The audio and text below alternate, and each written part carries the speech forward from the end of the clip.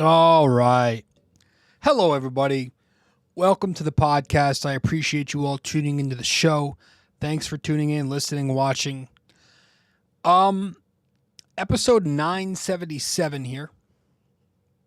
And I had planned initially on doing a Yankees episode and recording one about them signing Cody Bellinger, and that being more of an optimistic, upbeat episode. But then I think it was the same day. It might have even been a couple of hours later, not even. The Yankees lost out on Freddie Peralta. As I'm recording this, it's technically midnight now. It's Friday the 23rd, but Thursday night. You know, I I sit here and I've kind of I like to believe that these last couple of years I've matured as a Yankees fan, as a sports fan, really, and have been a lot more reasonable than I have in the past. And there's now recorded proof of that because I've been podcasting for, I think, 6 years, 7 years going on. So I do feel like I've been much more level headed and reasonable. Before we rant, let's just start by leaning into that reason. And I want to preface, okay? And I want to make it obvious, and I want us to all realize that not everything is doom and gloom. In fact, with this Yankees team, there is a lot of good. I want to bring up, just to preface, just to start this episode, because we are not exactly going to be super happy in this show. I want to start by bringing up the very best case scenario here with this Yankees team, just so the average, angry Twitter user can at least understand why hope shouldn't be lost. Because I'm seeing a lot of overreaction. The Yankees are a very good team. That's fact. They won 94 ball games last year. That tied for the most in the American League. They have a deep lineup. They have an absurdly deep rotation if they're healthy. They have an improved bullpen.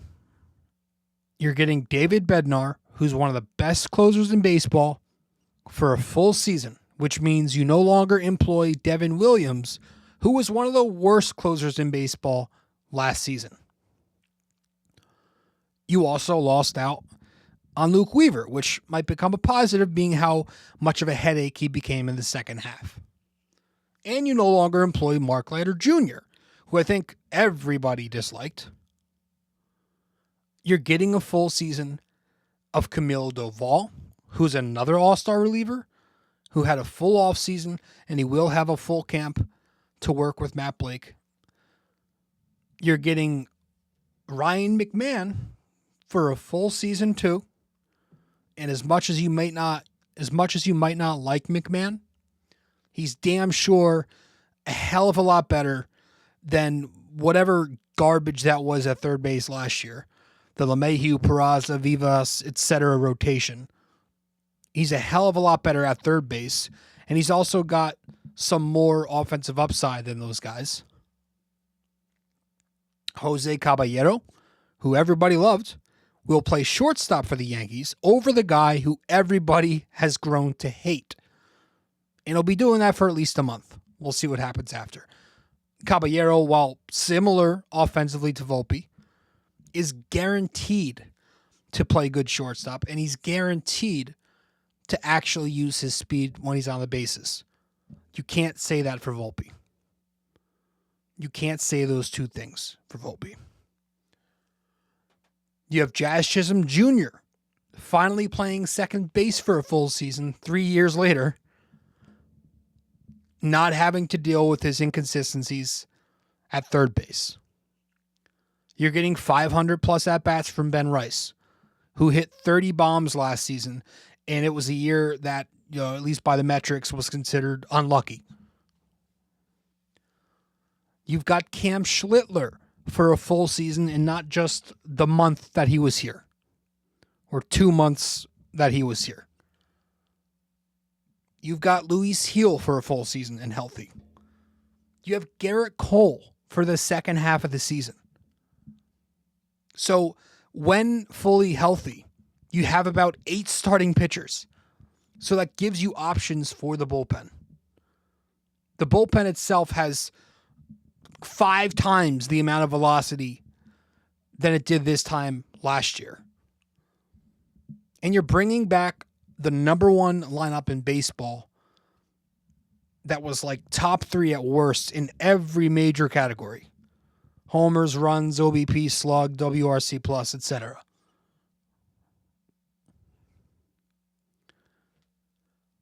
That's the positive aspect of it. Is that there's probably still a high floor. At the same time, the New York Yankees have money. The New York Yankees have premium prospects. The Yankees have team-controlled contracts. They had 3 full months to use those resources. And what did they do? They chose not to be aggressive. Maybe that's not kind. If they were aggressive, they were beat out. Regardless, they weren't aggressive enough. And as a result, they remain just a very good baseball team.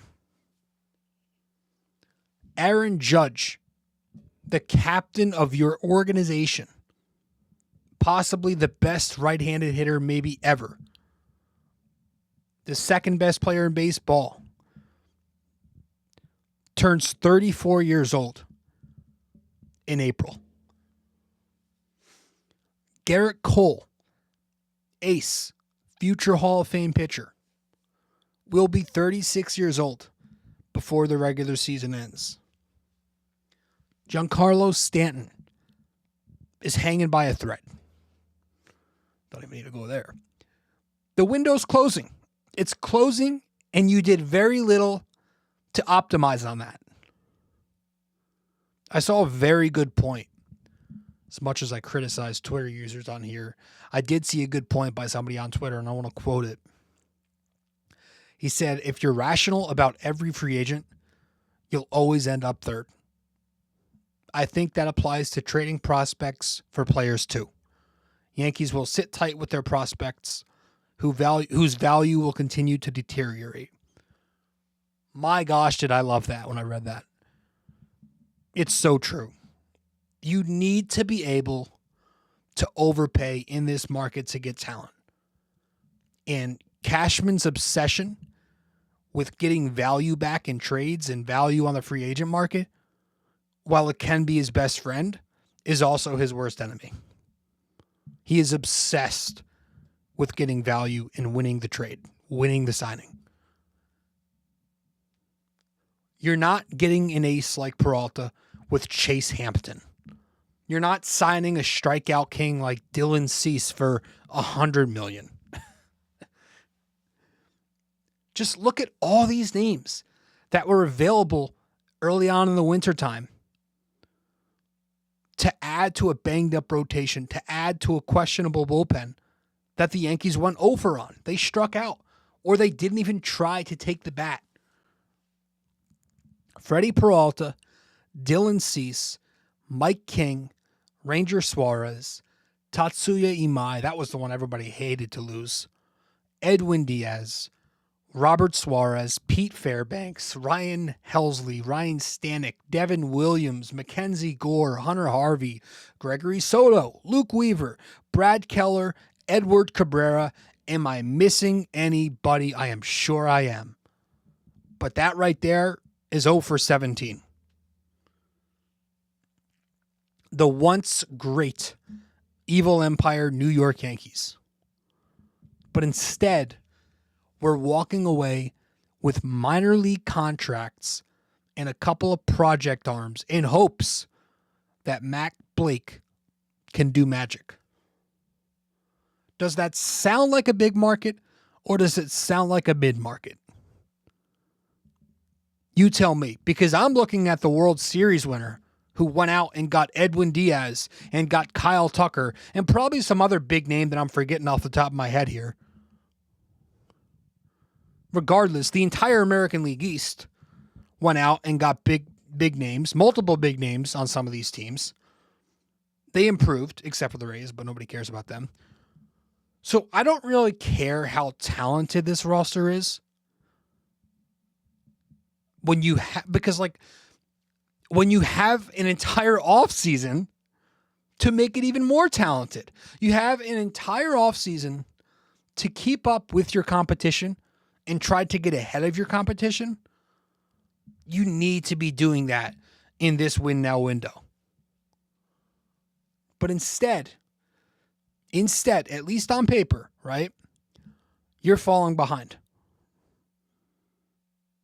I don't care how difficult it's going to be now. And it's going to be difficult. Do your job.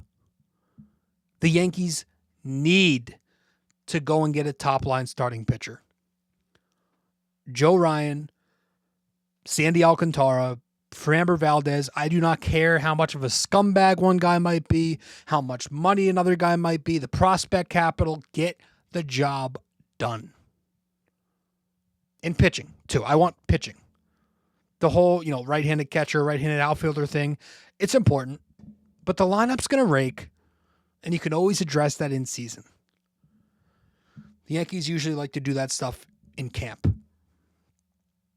Sometimes they go in-house and whoever wins it, But yes, I understand regression can happen with one or two bats, but so can breakout seasons. And I understand their pitching staff is deep, but it's also old and it's banged up. And you damn well know that once pitchers and catchers start to report in, 2 weeks, a week and a half, however long it is, somebody's arm's going to bark up.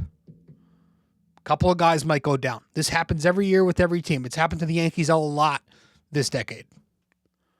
There might be an extended injury or two. It's going to happen. It happens. So this ideal world that we talked about at the top of the show here, it's not no, it's not guaranteed that everyone's going to be healthy and everyone's going to play up to expectation. So go and get a pitcher. Stack up on pitching. It's annoying to me because I try to be reasonable and I'm on Twitter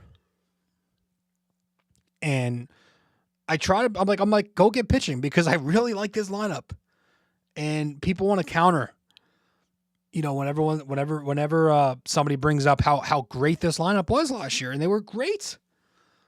You're going to get the counter that they didn't hit in the postseason, which is fair. But at the same time, if that's what you're constantly thinking about, you also have to factor in that if you're just saying, oh, this lineup sucks because it didn't hit in the playoffs, then are you telling me you'd rather a bunch of journeymen than a bunch of all-star caliber bats that the Yankees currently have? Because that's kind of hilarious. Please go build me a lineup full of journeymen with good postseason resumes and tell me how that works. Tell me how a lineup full of, I think I used on Twitter the other day, full of Ernie Clements. Tell me how that does. Their lineup issues in the October last year, it was all execution. It was not roster building. There's no such thing as making this magical postseason lineup. If it was this pattern, then why did your 2024 ALCS MVP and Giancarlo Stanton completely tank this last postseason? Why did notorious playoff choker Aaron Judge bat friggin' 500 last postseason? You know why? Because the results themselves are a completely random sample size. there is definitely something to being clutch mentally, but it doesn't guarantee you're going to produce those results. You can have a slower heartbeat. You can, mentally be calm. But you think you could tell me more about a player through 15 games than 162? No. If your team is built the proper, modern, streamlined way with athleticism and power and balance and on-base ability and velocity, the rest of it's a coin flip. If you do your job building a lineup that has the ceiling to succeed in October, that's not on the GM. The rest of it is execution. At least regarding this Yankees lineup. It objectively has the traits that you want in October. It's got power that plays anywhere. I know they've got a lot of lefties, Yankee Stadium, short porch, all that, but it's got power that plays anywhere. You've seen that. It's got a bunch of guys who get on base.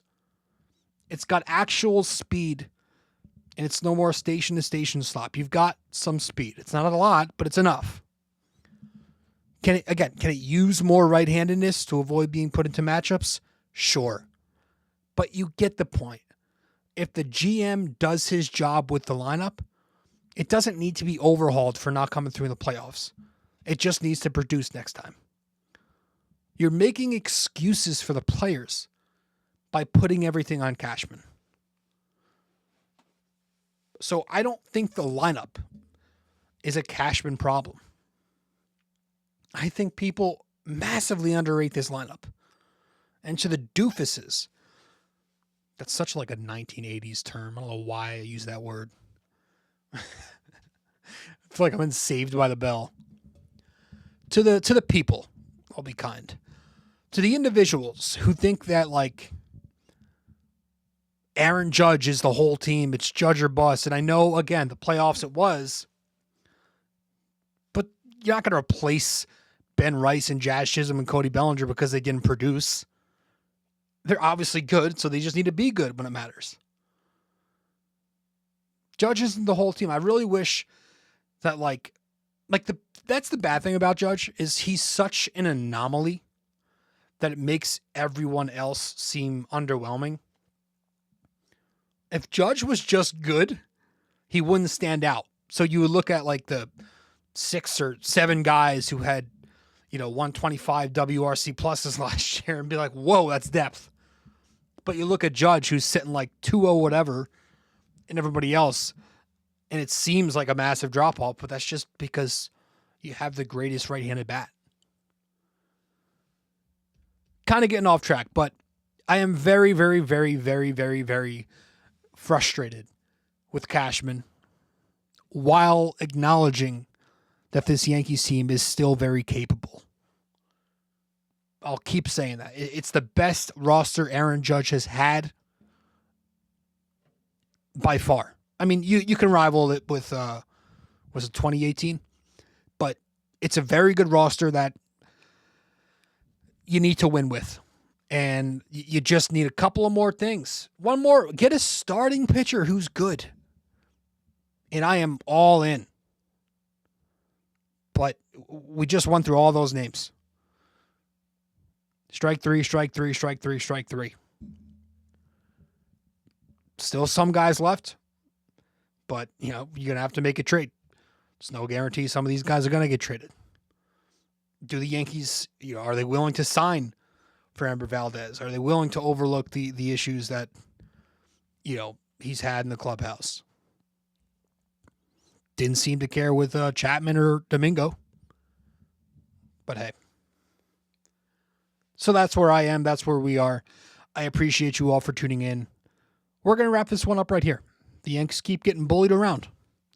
And we all sit here and wait. So, hey, Bellinger's back. Good for him. I like Belly. Good contract. But, I'm not going to talk about that one here. Maybe in another show. Just a bit frustrated. Appreciate you all tuning in. See you soon. Hey guys, thank you for listening to BD4. Be sure to follow us on social media, subscribe to us on YouTube, and give us a 5-star rating on Apple Podcasts. We'll see you next time.